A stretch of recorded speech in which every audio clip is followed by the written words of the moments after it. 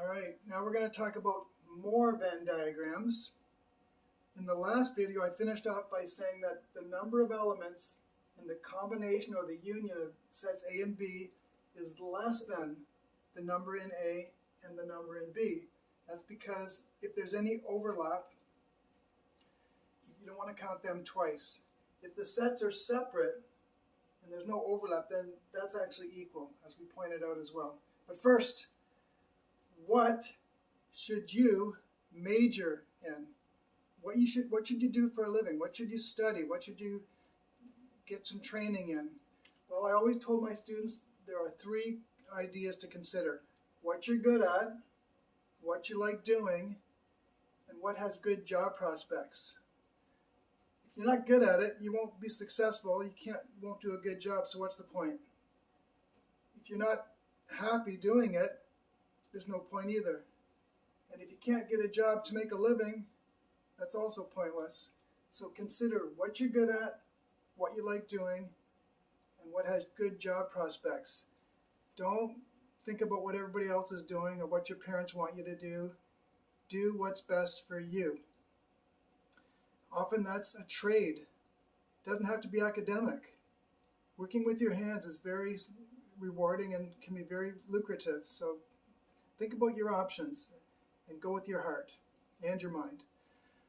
Okay, let's analyze this inequality by considering that set A is the letters in apple and set B is the letters in pie. So again, the sample set would be all the other letters in the alphabet. Now, these two sets overlap, so let me draw them doing that. Let's say this is set A, and this is set B.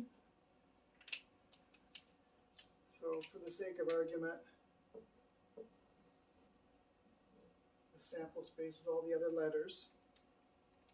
You'll notice that the letters that are in common are P and E, so they go in here. The only other letter in pie is I, and the other two letters in apple are A and L. So let's check this statement. The number in A and B is 5. Is 5 less than the number in A, which is 4, plus the number in B, which is 3? Of course, that's 7, so yes, indeed, it works. What if we want to turn this inequality into an equality? If I want this to be equal, how many do I have to subtract? Well, to go from 7 to 5, you have to subtract 2. Do you see where 2 shows up here? I guess you could say it shows up here, but the point is it shows up here. So it's minus the number in the intersection of A and B. So that's an amazing little equation for figuring out the missing quantities depending on the question. Okay, let's do one more example. Let's consider 3 of my favorite sports. I say sports tongue-in-cheek. Chess, the ancient board game. Bridge, the sophisticated card game. And euchre, the not so sophisticated card game. I've played all of these a lot. Nowadays I'm focusing more on chess. When I was in elementary school, I used to play euchre all the time at lunch. When I was in high school, I played a lot of chess, and after high school, played a lot of bridge. But again, chess is the one I'm focusing on the most now. So now let me give you some numbers here. Let's say that we have 100 people or players,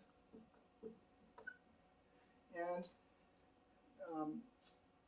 there are 60 that like chess, 40 that like bridge, and 70 that like euchre. So obviously there's some overlap here, because if you add them up, you get more than 100. Let's say that the ones that play chess and bridge number 20, those that like bridge and euchre number 25, and those that like chess and euchre number 35. And let's say that the ones that like all three consists of 10 people. How can we represent this with a Venn diagram? All right, let's see what we can do here. This will be my chess set. This will be my bridge set. And this will be my euchre set. So for the sake of argument, technically I should talk about the sample space.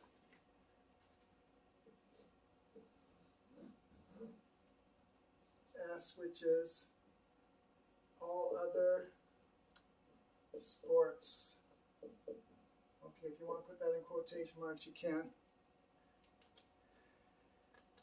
Okay, so how do we put the numbers in the right spots? The secret here is to work from the inside out. This is the overlap of all three sports, so that's 10. Now we know that the number that like chess and euchre is 35, but we've already counted 10 of them here, so that leaves 25 that like chess and euchre besides those 10. Similarly, chess and bridge was 20. We've already got 10, so that's another 10. And euchre and bridge was 25. We've already got 10, so that's 15. Now, altogether, those that play chess is 60. We've already got 45, so that'd be 15. Bridge is 40. We've already got 35, so that's only 5. And euchre is 70. We've got 50, so that's 20. Okay, let's check that little formula. Let's say we think about the number that play chess and bridge. The formula was, it's the number that play chess plus the number that play bridge minus the number that play both.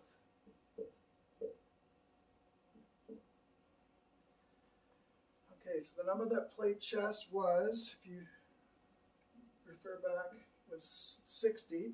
The number that played bridge was 40. And the combination here is 20.